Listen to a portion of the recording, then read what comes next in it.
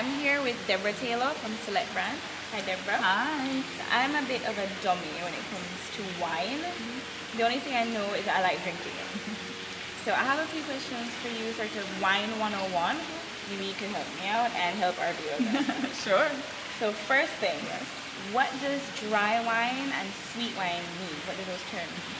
So sweet wines mean that the wine is sweet. So when you put the wine in your mouth, immediately on the tip of your tongue, you'll feel the sugar and the sweetness. A dry wine means that when you taste the wine, there is no sugar present. So even though there may be just a little bit of residual sugar left over in the wine, you don't taste it in your mouth. Okay. And so Chardonnay, Moscato, Cabernet, I've researched the names. Yes. Where do wines get their names from? Okay. What do those names mean? So they get their names from the grape varietal that is used. So in the same way that you have East Indian mango, Julie mangoes, Bombay Blackie, etc. They're all from the family of mangoes, but they all have different names and they have different taste profiles, totally different characteristics. It's a similar thing with our grapes. So you have Chardonnay, Merlot, Cabernet Sauvignon, Pinot Grigio, Sauvignon Blanc, Riesling, Moscato. They're all different types of grapes and each has unique characteristics. Okay. And how should you hold a wine glass? Is it a big no-no to hold the bowl? Yes! Jesus, I'm tired of seeing on these social media pages people bowl?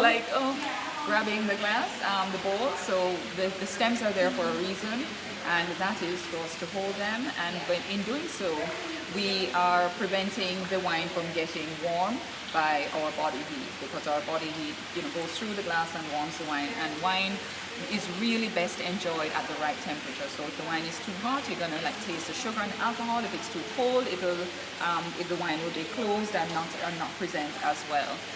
If you're holding a stemless glass, then you are advised to hold above where the wine is.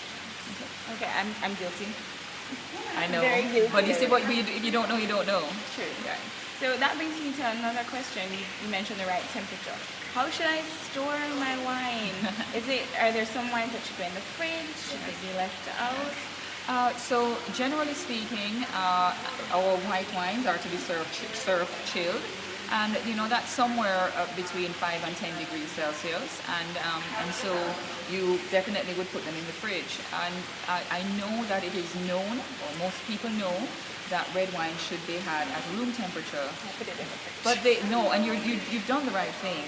But because the room temperature that they talk about refers to European room temperature, and European room temperature is somewhere about 55 degrees Fahrenheit. So 15 to 19 degrees Celsius. So it needs to be our room temperature is a bit too warm for you to take up a bottle of red wine and serve it. So it's better to put it in the fridge, and you can take it out, the red wines, take them out about 10 minutes or so before you're ready to serve them, and they'll come down in temperature and be suitable. What do I do with a bottle that I've already opened?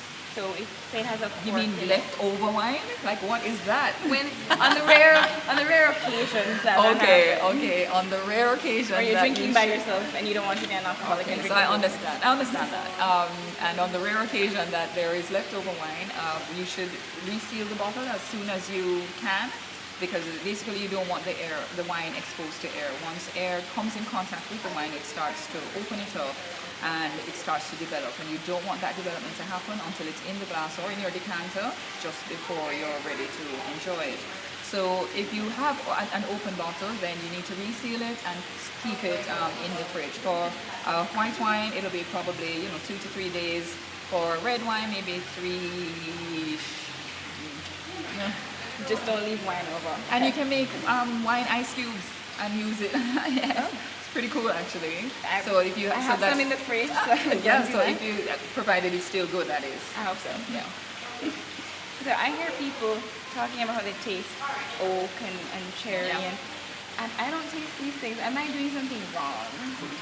So depending on the type of grape, that will determine the flavor profile that you can expect.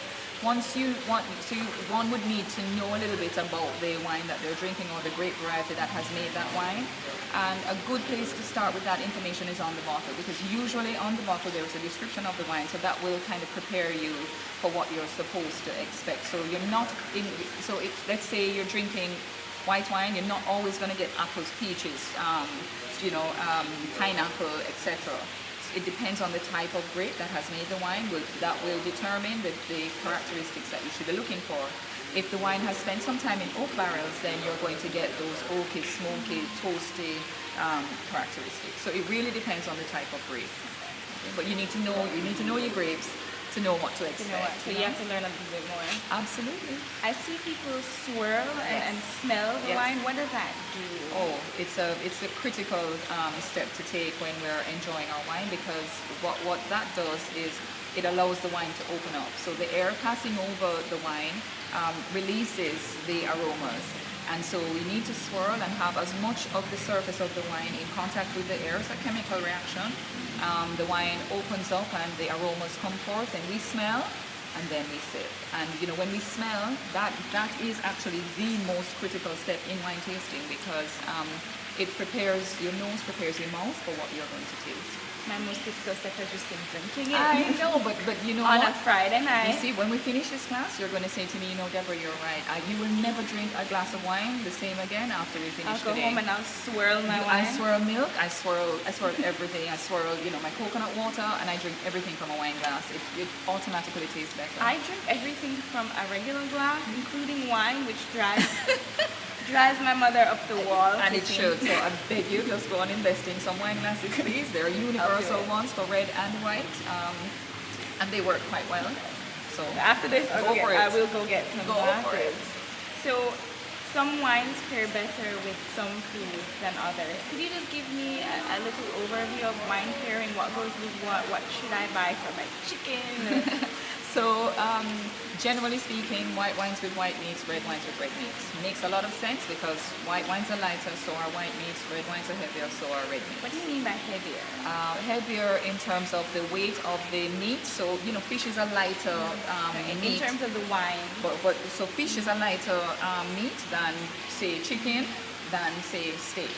Okay, so if you were to think about it, you would have fish as light meats, chicken and maybe pork as sort of medium meats, and then steak and lamb as heavy meats. Similarly, with our wines, there are light-bodied wines, medium-bodied wines, and full and heavy-bodied wines. And so if you think about, any fish, any fish is going to be lighter than the lightest meat. Agree? Yeah. Make sense? Right. So, and when we go to our session, we're going to talk about the weight of wine, and so we'll understand that dynamic. But generally speaking, people are going to drink what they like with whatever they're eating. There's nothing wrong with that. The rules are not hard and fast. The idea is to have fun with wine and food, because there's a whole wide world out there. There's lots of fun to have with There's them. a lot of fun to have, and also remembering that we have individual preferences. So, I might taste this thing and I'm saying, oh my God, this is the best thing since sliced bread, and you taste it and you're like, why is she getting so excited? So you have to take personal preferences into account, and that does have an impact. But the thing with wine and food is that, it's a moving thing, and so you're just to have fun with it. They're an enjoyable thing too. Indeed. Well, thank you. I will go and I will buy some wine glasses. Thank you, yes. And I will swirl my wine. Yes. Thank you so much for that. It was my pleasure.